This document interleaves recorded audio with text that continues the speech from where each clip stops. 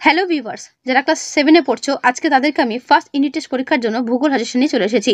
তোমাদের আজকে আমি বলে দেবো ভূগোলের কোন কোন প্রশ্নগুলো ভালো করে পড়লে অনায়াসে তোমরা ভূগোলের প্রথম পরীক্ষাতে 30-এ 30 পাবে। আবার বলছি, তোমাদের এবারে পরীক্ষা কিন্তু 15তে নয় 30-এর মধ্যে হবে, সুতরাং বুঝতেই পারছো কিরকম ভাবে পড়তে হবে। আর আমি যে সমস্ত প্রশ্নগুলো বলবো এগুলো ভালো করে পড়ে যাবে প্রত্যেকেই। যে বা যারা এই ভিডিওটা দেখবে প্রত্যেকেই 30-এ 30 আনতে পারবে ভূগোলে। তো চলো শুরু করছি। তোমাদের পরীক্ষাতে সাধারণত পৃথিবীর পরিক্রমণ, ভূপৃষ্ঠে কোন স্থানে অবস্থান নির্ণয়, বায়ুচাপ এবং এশিয়া মহাদেশ এই 4টে অধ্যায় পরীক্ষা হবে। যদি কোনো স্কুলের এই 4টে অধ্যায়ের পাশাপাশি অন্য কোনো চ্যাপ্টার থেকে থাকে তো আমাকে অবশ্যই কমেন্টে জানাবে। আমি আলাদা করে আরেকটা ভিডিওতে সেই সাবজেক্ট বা সেই চ্যাপ্টারের সাজেশন তোমাদের আলাদা করে দিয়ে দেবো, ঠিক আছে? তাই চিন্তার কোনো কারণ নেই। এখন আমি তোমাদের এই 4টে বিষয় দেবো, কারণ বেশিরভাগ স্কুলে কিন্তু এই সিলেবাসটাই ফলো করছে। ওকে, তো চলো প্রথমেই দেখবে পৃথিবীর পরিক্রমণ থেকে কি কি করতে হবে। প্রথম প্রশ্ন 1 নম্বরে দেখবে কোন ঋতুতে মাঠে মাটি ফেটে যায়? কোন ঋতুতে? উত্তর দেখে নাও, গ্রীষ্মকালে। তারপরে প্রশ্ন কোন ঋতুতে পুকুরগুলো জলে ভর্তি থাকে?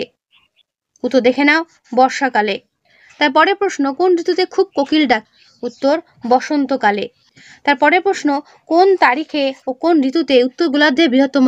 উত্তর দেখে নাও, 21শে জুন, গ্রীষ্মকাল। এরপরে প্রশ্ন কোন কোন ঋতুতে বেশিরভাগ দিন নীল আকাশ দেখা যায়? উত্তর দেখে নাও, শীত ঋতুতে। পৃথিবীর কোথায় সারা বছরে দিন রাত সমান? উত্তর দেখে নাও, নিরক্ষীয় অঞ্চলে। তারপরে প্রশ্ন সূর্য স্থির ও পৃথিবী গতিশীল একথা কে প্রমাণ করেছে? উত্তর দেখে নাও, গ্যালিলিও গ্যালিলি। পৃথিবী থেকে সূর্যের গড় দূরত্ব কত? উত্তর 15 কোটি কিমি। অনুসুর অবস্থানে পৃথিবী ও সূর্যের মধ্যে দূরত্ব কত? 14 কোটি 70 লক্ষ কিমি। পৃথিবীর কক্ষপথের আকৃতি কিরকম? উপবৃত্তাকার। পৃথিবীর কক্ষতলের সঙ্গে কত ডিগ্রি কোণে হেলে আছে? 66.5 ডিগ্রি কোণে। ভেরি ভেরি ইম্পর্টেন্ট প্রশ্ন। কোন দেশকে মধ্যরাত্রি সূর্যের দেশ বলা হয়? নরওয়েকে। মার কথাটির অর্থ কি? পথ। মেরু জ্যোতির অপর নাম কি? উত্তর দেখে নাও, অরোরা। কোন তারিখে অপসূর হয়? উত্তর 4 জুলাই। বিষুব কথার অর্থ কি? উত্তর সমান। কোন তারিখে পৃথিবী থেকে সূর্যের দূরত্ব সবচেয়ে কম থাকে বা কম হয়? উত্তর 3রা জানুয়ারি, যাকে বলে অনুসুর অবস্থান। পৃথিবীর মুক্তিবেগ কত আসে পরীক্ষাতে? উত্তর 11.2 কিমি পার সেকেন্ড। তো 1 নম্বরের জন্য এই প্রশ্নগুলি করবে। সূর্যরশ্মি কোন স্থানে লম্বভাবে পড়লে কি হবে? 2 নম্বরের জন্য ইম্পর্টেন্ট প্রশ্ন। উত্তর গোলার্ধে বড়দিন আসলে কি বড়দিন? বার্ষিক গতি কাকে বলে? চান্দ্র মাস কাকে বলে? তোমরা যদি মনে করো এই উত্তরগুলো বই থেকে করবে খুব ভালো হয়। আমি কিন্তু বইয়ের পড়াগুলো ভালো করে যখন পড়িয়েছি তখন কিন্তু আমি বলেছি যে অ্যান্সারগুলো ওখানে থেকেই করতে, ঠিক আছে? আর যদি মনে করো তোমরা এখান থেকে করবে, করতে পারো, কোনো রকম কোনো অসুবিধে নেই, ঠিক আছে? মুক্তিবেগ কাকে বলে? এখানে একটা চার্টের মধ্যে কিছু সাল এবং ডান দিকে অধিবর্ষ কিনা বলা রয়েছে। তোমাদের একটা কথা বলি, যদি সালটা নর্মাল সাল হয় তাহলে তাকে 4 দিয়ে ভাগ করবে। নর্মাল বলতে 2000 বলতে গেলে শেষে যদি শূন্য না থাকে, অর্থাৎ 2টো শূন্য যদি থাকে তাহলে তাকে 400 দিয়ে ভাগ করবে। আর যদি 2টো শূন্য না থাকে, কোনো সংখ্যা থাকে, তো তাকে 4 দিয়ে ভাগ করবে। যদি মিলে যায় সেটি হবে অধিবর্ষ, আর না মিললে সেটি হবে অধিবর্ষ, বছর নয়। বোঝা গেল? আবারও বলছি, এটা কিন্তু পরীক্ষাতে শর্ট কোয়েশ্চেন থাকবে। একটা সাল দিয়ে বলবে যে সালটি অধিবর্ষ কিনা। তোমরা কি করবে? যদি সংখ্যাটির শেষে 2টো শূন্য, মাথায় রাখো 2টো শূন্য, যেরকম দেখো এখানে 2টো শূন্য রয়েছে, এখানে দেখো শেষে 2টো শূন্য রয়েছে, 3টে শূন্য দেখবে না, 2টো শূন্য, অর্থাৎ 20-র পরে 2টো শূন্য, 21-এর পরে 2টো শূন্য। আমি সেইভাবে বলছি। কেউ আবার ভাবছে হয়তো 2-এর পরে 3টে শূন্য রয়েছে, সেরকম নয়। আমি বলতে চাইছি যে সংখ্যার শেষে যদি 2টো শূন্য থাকে তাহলেই তাকে 400 দিয়ে ভাগ করবে। 400 দিয়ে ভাগ করে যদি মিলে যায় অবশ্যই সেটা অধিবর্ষ সাল হবে। আর যদি নর্মাল যেরকম 2004, 2013, 2012 এরকম যদি থাকে তাহলে তাকে 4 দিয়ে ভাগ করবে, মিলে গেলে সেটি অধিবর্ষ। বোঝা গেল? করবে। কর্কট সংক্রান্তি কি? টিকার জন্য করবে। এবং মকর সংক্রান্তি কি? বিষুব নিয়ে টিকা করবে। মহাবিষুব কোন তারিখে হয় এবং মহাবিষুব জিনিসটা কি? আর জলবিষুব কোন তারিখে হয়, জলবিষুব জিনিসটা কি? করবে। পার্থক্য দেখে নাও, সুমেরু প্রভা কুমেরু প্রভার মধ্যে পার্থক্য, অপসূর ও অনুসূরের মধ্যে পার্থক্য। তোমাদের আবারও বলছি 15 কিন্তু পরীক্ষাটা নয়, 30-এর মধ্যে পরীক্ষা।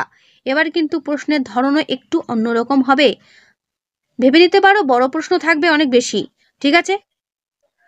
নরওয়েকে মধ্যরাত্রি সূর্যদেশ বলা হয় কেন? এর পুরো উত্তরটা এই পর্যন্ত শেষ হলো। গুছিয়ে লেখা আছে, পড়ে নেবে। মেরু প্রভা কি বা মেরু জ্যোতি সম্পর্কে টিকার জন্য ইম্পর্টেন্ট। দেখে নাও পুরো উত্তর। এটা তোমাদের টেক্সট বুকেও রয়েছে, সেখান থেকেও করতে পারো, যেটা তোমাদের সুবিধা হয়। সূর্যের আপাত বার্ষিক গতি কাকে বলে? বড় প্রশ্নের জন্য ইম্পর্টেন্ট, মনে নাও। মানে মনে করো 5 নম্বরের জন্য হতে পারে।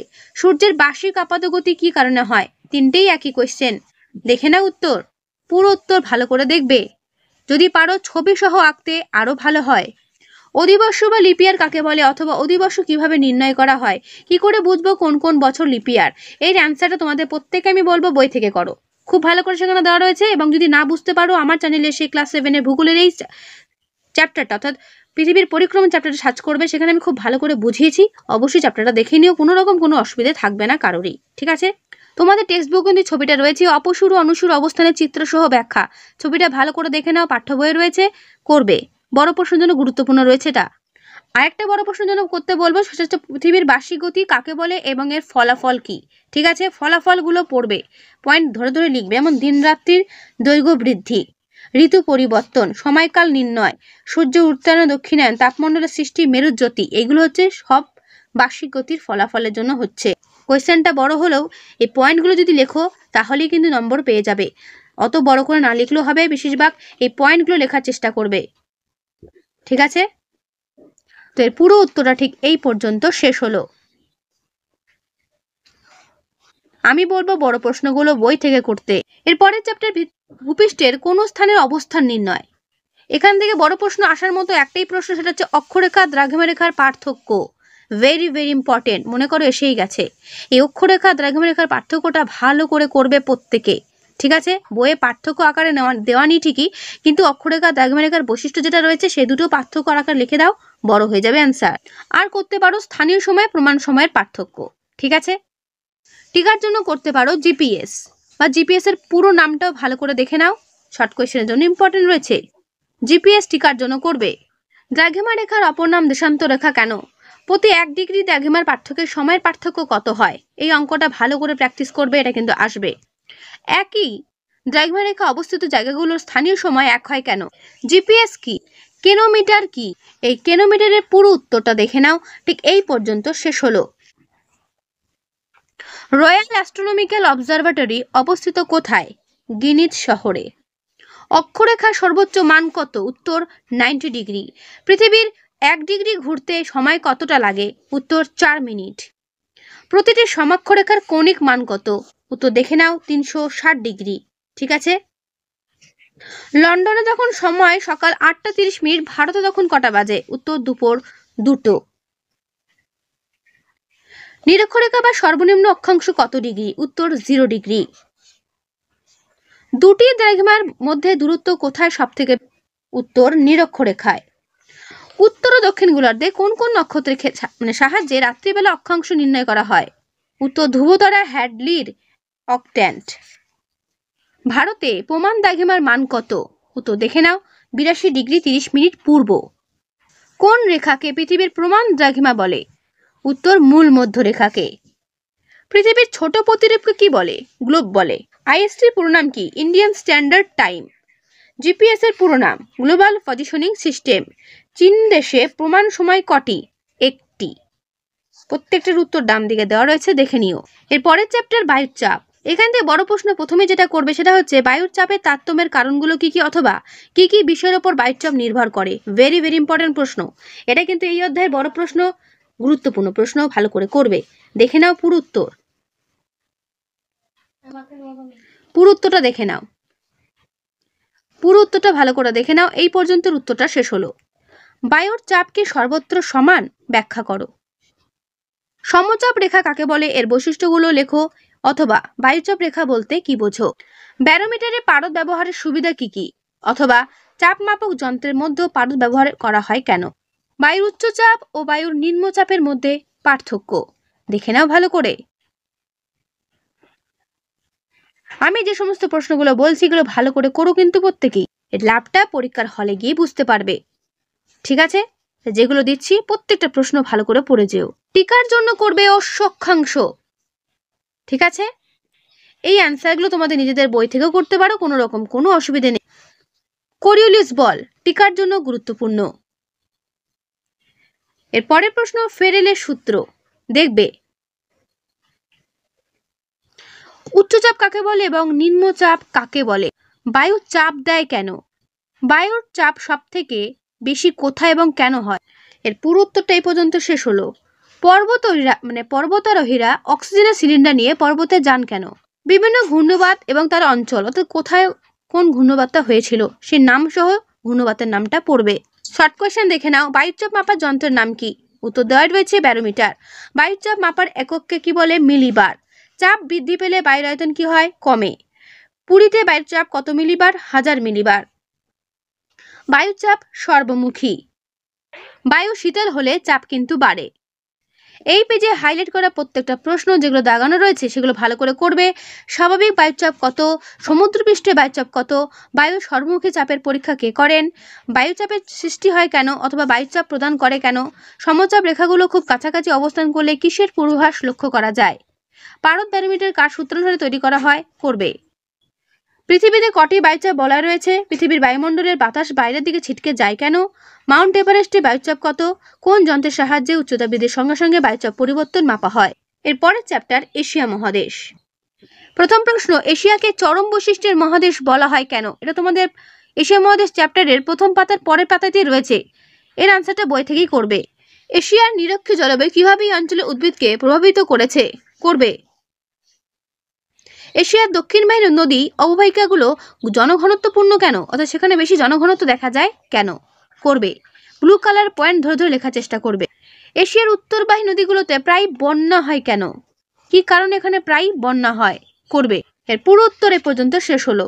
পিত নদী কাকে বলে এবং কেন বলে? তৈগা কাকে বলে? এশিয়ার মধ্যে 4টি দ্বীপপুঞ্জের নাম লেখো। কোন নদীকে চীনের দুঃখ বলে কেন বলে? লেনা নদীর উৎসস্থল বলো।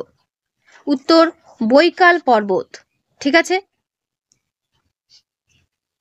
পৃথিবীর বৃহত্তম বনভূমির নাম কি? উত্তর তৈগা। পৃথিবীর ছাদ বলা হয় যে মালভূমিকে, তার নাম কি? তার নাম হলো পামির মালভূমি। এশিয়া মহাদেশে কতগুলো দেশ রয়েছে? উত্তর 48টি। এশিয়া ও ইউরোপ মহাদেশের মাঝে কোন পর্বত অবস্থিত?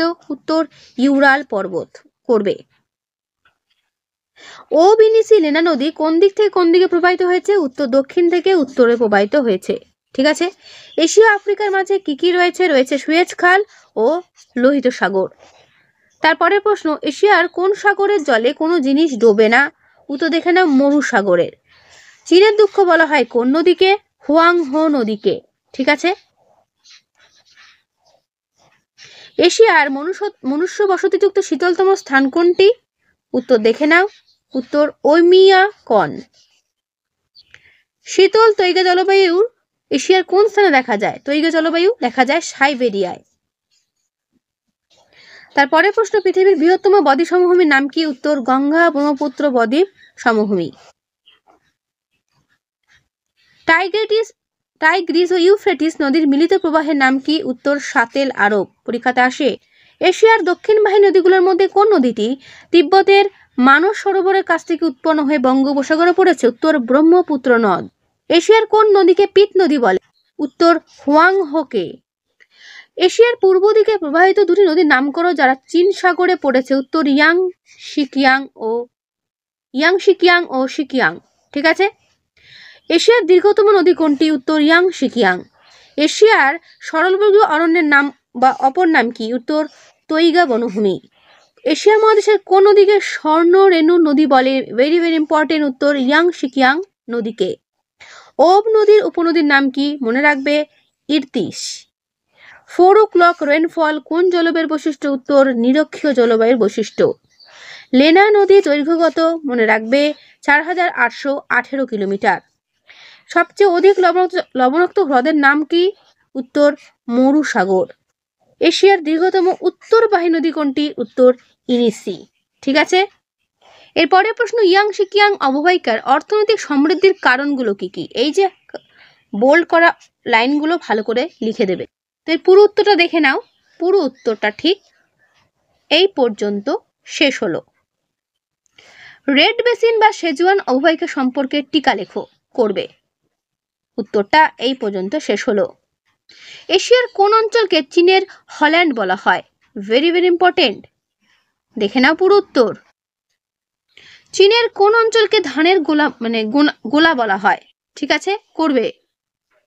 হুনান প্রদেশকে চীনের ধানের গোলা বলা হয়। ইয়াংশি কিয়াং অভয়কে চীনের শস্য ভাণ্ডার বলে কেন? চীনের ম্যানচেস্টার কাকে বলা হয়? টিকা লেখো, চীনের ম্যানচেস্টার। এরপরে বড় প্রশ্ন, টোকিও ইয়োকোহামা শিল্পাঞ্চল জাপানের শ্রেষ্ঠ তথা পৃথিবীর এক অন্যতম শ্রেষ্ঠ শিল্পাঞ্চল হিসেবে গড়ে ওঠার কারণগুলো কি কি? তোমার যেটা বলছি এই কারণগুলো মুখস্থ করবে, ঠিক আছে? এত ডিটেলসে বড় করে লেখা দরকার নেই, কারণগুলো তুলে ধরলেই তোমরা ফুল মার্কস পেয়ে যাবে, ঠিক আছে? বড় প্রশ্ন বলে অনেকে ঘাবড়ে যাচ্ছ এত বড় উত্তর, কিন্তু না, তোমাদের বারবার করে বলছি বড় প্রশ্নের এই পয়েন্টগুলো মুখস্থ করো। জাপানের শিল্পের টোকিও ইয়োকোহামা শিল্পাঞ্চলের গুরুত্ব আলোচনা করো। এর উত্তর এই পর্যন্ত শেষ হলো। টোকিও ইয়োকোহামা শিল্পাঞ্চলের অপর নাম কি? কিহিন শিল্পাঞ্চল। জাপানের বৃহত্তম শিল্পাঞ্চল কোনটি? উত্তর টোকিও ইয়োকোহামা শিল্পাঞ্চল। জাপানের বৃহত্তম ঘনবসতিপূর্ণ সমভূমির নাম কি? উত্তর দেখে নাও, কান্টো সমভূমি। জাপানের বৃহত্তম বহির্বন্দর কোনটি? উত্তর ইয়োকোহামা। ওপেক কি অথবা ওপেকের গুরুত্ব? করবে, ওপেকের পুরো নামটা ভালো করে পড়বে, organisation of the petroleum exporting countries. এর পুরো উত্তরটা এই পর্যন্ত শেষ হলো। এবার চলে এসো, তোমাদের রয়েছে কিছু ম্যাপ পয়েন্টিং। তোমাদের মানচিত্র চিহ্নিতকরণ দিতে পারে, একটা এশিয়া মহাদেশের মানচিত্র তোমাদের দিয়ে দেবে, সেখানে তোমাদের যেগুলো হাইলাইট করা আছে সেগুলো তোমাদের খুঁজে চিহ্নিতকরণ করতে হবে। তো যেগুলো আমি হাইলাইট করেছি এগুলো ভালো করে দেখে নাও। টোকিও শহর, জাপানের রাজধানী, ইউরাল পর্বত, মৌসুমী জলবায়ু অঞ্চল, আর্মেনীয় গ্রন্থি, ভারখয়ানস্ক, পিতসাগর, হনসু, এগুলো কিন্তু ভালো করে দেখে রাখবে যে এশিয়া মহাদেশের কোন কোন জায়গায় এরা অবস্থান করছে। চীনের দীর্ঘতম নদী, তারপর দেখো রয়েছে কৃষ্ণ সাগর, চীনের ম্যানচেস্টার, এডেন উপসাগর, পৃথিবীর সবচেয়ে উঁচু স্থান মাউন্ট এভারেস্ট, এগুলো। আর করবে পামির গ্রন্থি, কাস্পিয়ান সাগর, হিমালয় পর্বত, ওব নদী, সিন্ধু নদী, ঠিক আছে, বেরিং প্রণালী, ভূমধ্যসাগর, হোয়াংহো নদী, ইয়োকোহামা, এগুলো ভালো করে করবে যেগুলো হাইলাইট করা আছে। টাইগ্রিসটাও দেখবে, ঠিক আছে? তোমাদের টেক্সট বুকটা খুলবে, এশিয়া জলবায়ু অঞ্চলটা ভালো করে একবার পড়ে নেবে যে কি কি জলবায়ু অঞ্চলে কিরকম উদ্ভিদ হচ্ছে, ঠিক আছে? এটা কিন্তু বইতে একবার পড়ে নিও, প্রত্যেককে বলছি। যেরকম নিরক্ষ জলবায়ুতে কিরকম উদ্ভিদ জন্মাচ্ছে, তারপর মৌসুমী জলবায়ু অঞ্চলে কিরকম উদ্ভিদ জন্মাচ্ছে। 99 পাতাতে করবে ঘাওয়ার কি, এবং তার ডান দিকে দেখো রয়েছে সাফানিয়া কি। এই দুটো শর্ট কোয়েশ্চেনের জন্য পড়ে রাখবে, ঠিক আছে? তো ক্লাস 7-এর ভূগোলের এই হলো সাজেশন, এগুলো ভালো করে পড়ো, প্রত্যেকেই 30-এ 30 পাবে। আর হ্যাঁ, যেটা বলা রইলো, যদি অন্য কোনো চ্যাপ্টার থেকে থাকে আমাকে অবশ্যই কমেন্টে জানাবে, ঠিক আছে? আজকে এখানেই আমি ভিডিওটা শেষ করছি, যেগুলো দিলাম ভালো করে প্রত্যেকেই পড়ো কিন্তু। দেখা হবে নেক্সট ভিডিওতে, ভালো থেকো সবাই।